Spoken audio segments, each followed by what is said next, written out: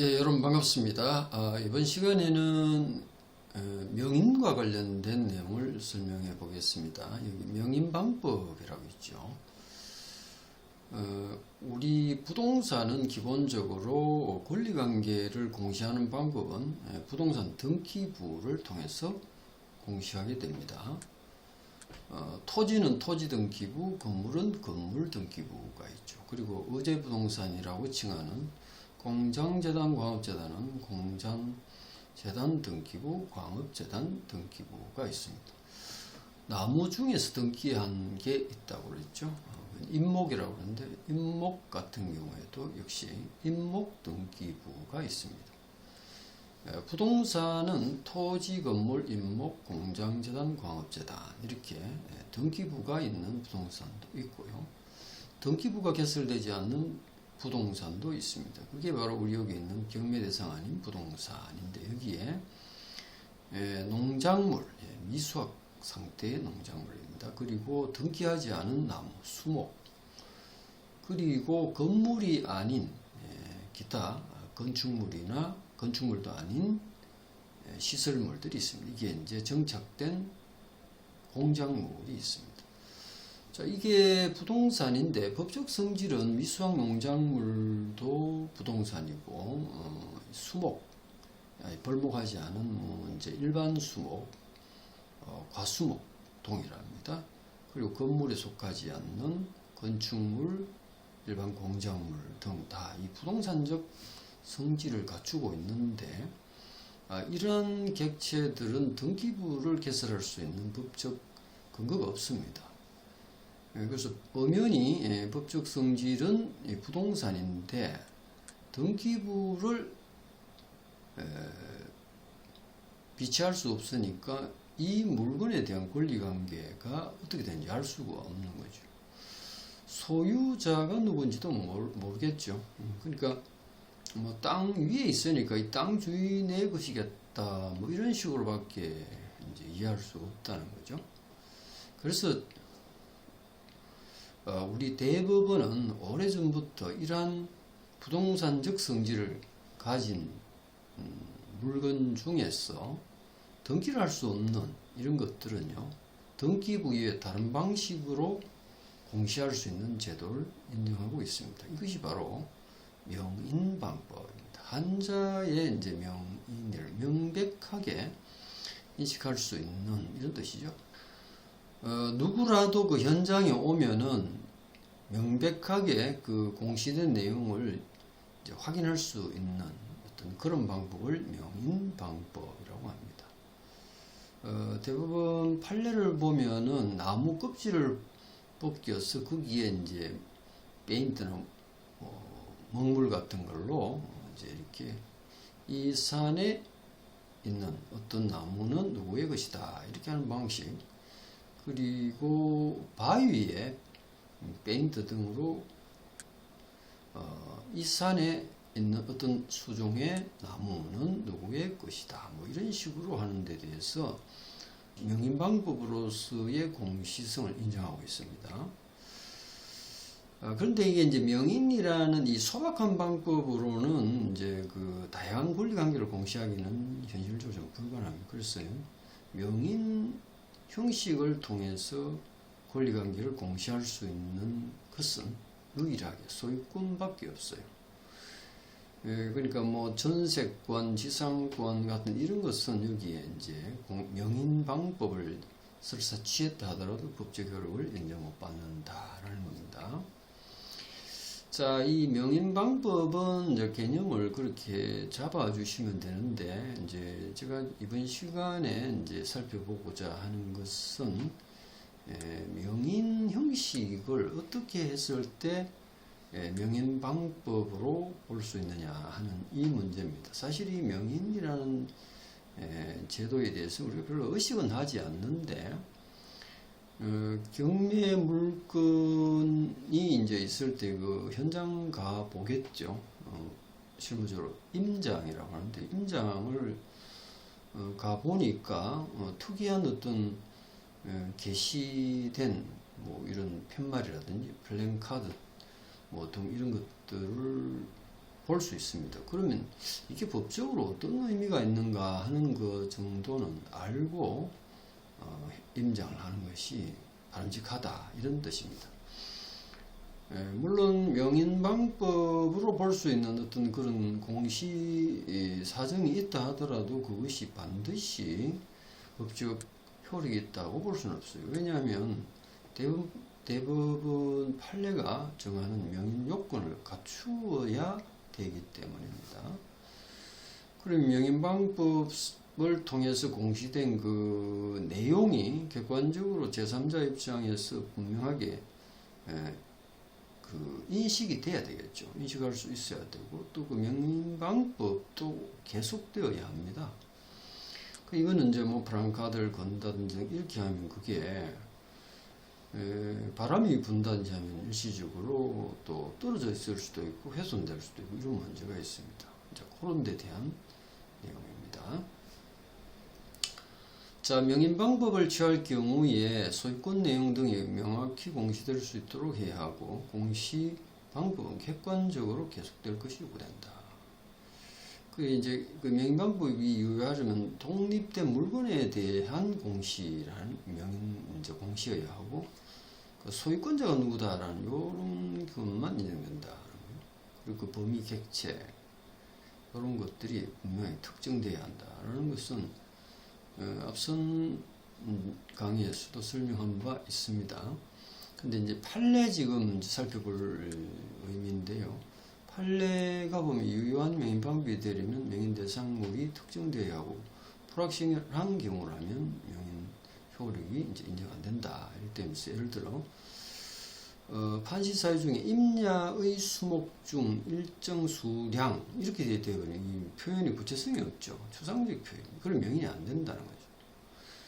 그러니까 이제 임야의 수목 중 근데 뭐 소나무 전부, 포플라나무 전부, 뭐 참나무 전부라든지 아니면 임야의 동측 2분의 1 지점에 자생하는 어떤 나무 전부라든지 이렇게 구체성을 띄어야 된다는 거예요.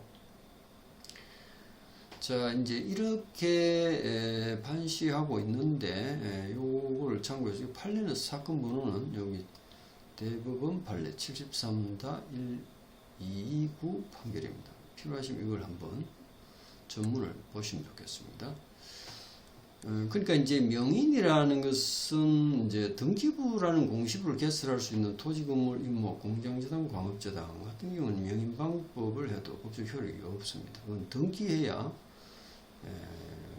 소유권 변동 효력이 있습니다. 이건 민법 186조에 법률행위로 인한 물권 변동은 등기하여 그 효력이 생긴다라는 이런 명문 규정이 있기 때문에 그렇습니다. 그러면 등기를 해야 되는데 등기할 수 있는 공시수단이 법적으로 인정되지 않는 부동산은 등기를 할 수 없잖아요. 그래서 대부분 이런 입법 불비를 위해서 명인방법을 취하면 등기한 것과 같은 효력이 인정된다라고 한 겁니다.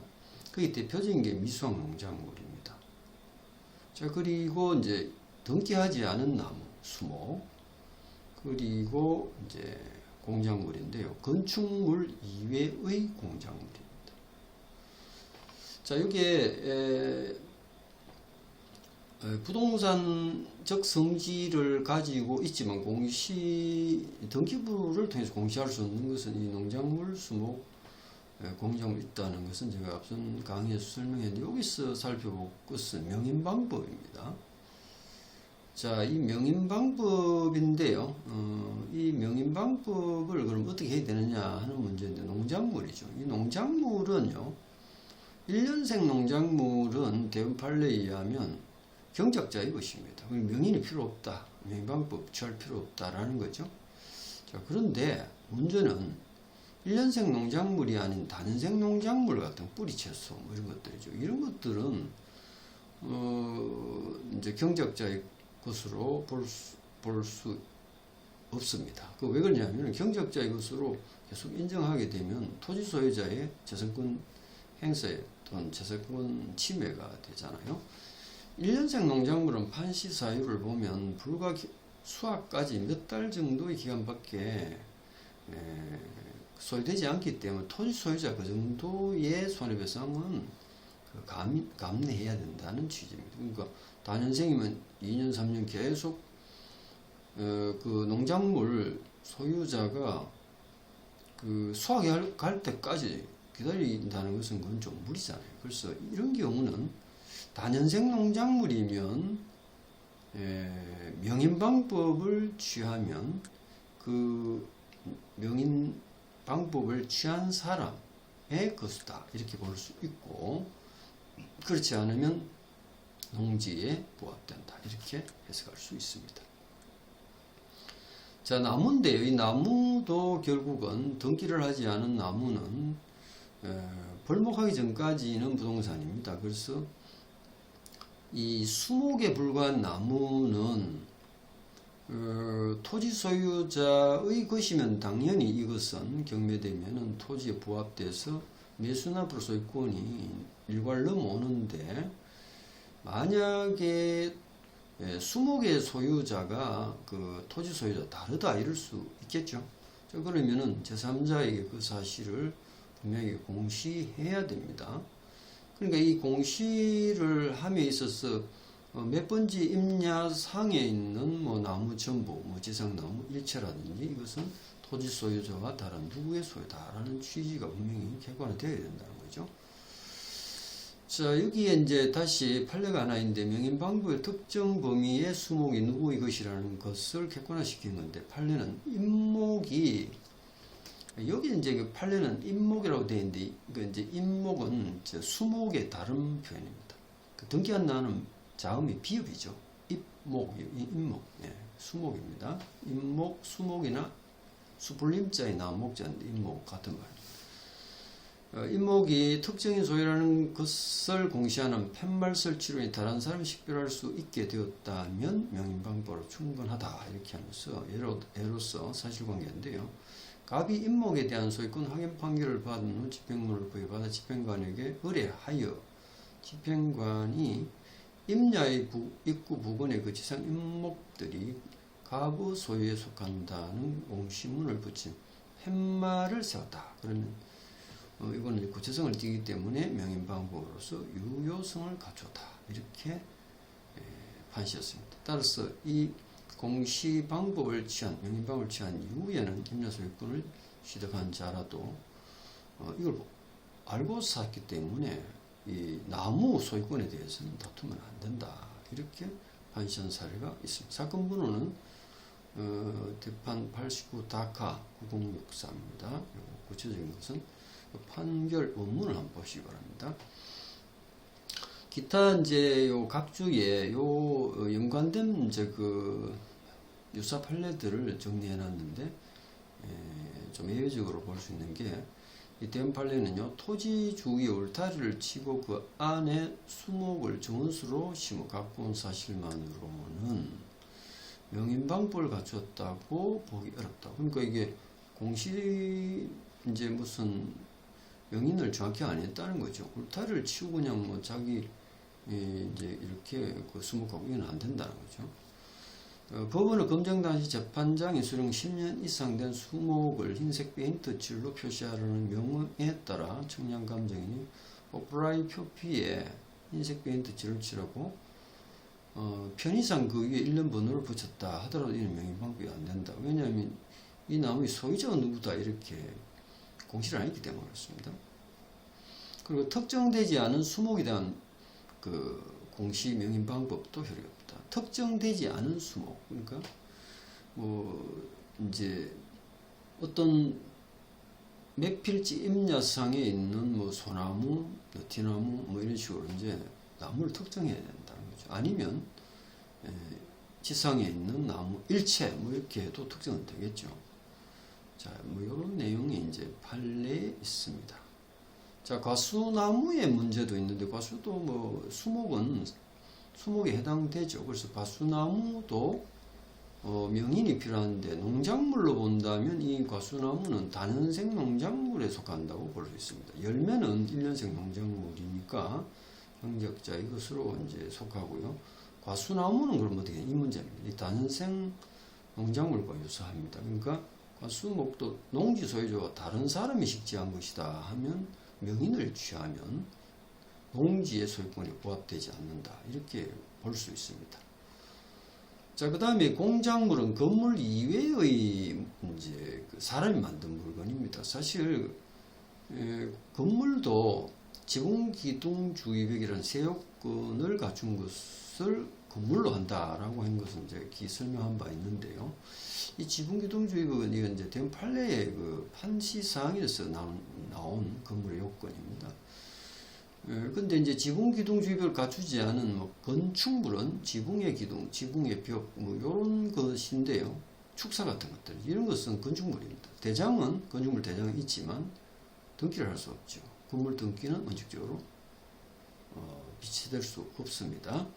그러니까 여기에 이제 공작물 범위에 들어옵니다. 역시 이런 건물 이외의 건축물 기타 공작물은 토지 또는 건물의 소유권자가 이 부합 또는 종된 객체들의 소유권을 취득하게 되는 효력이 생깁니다.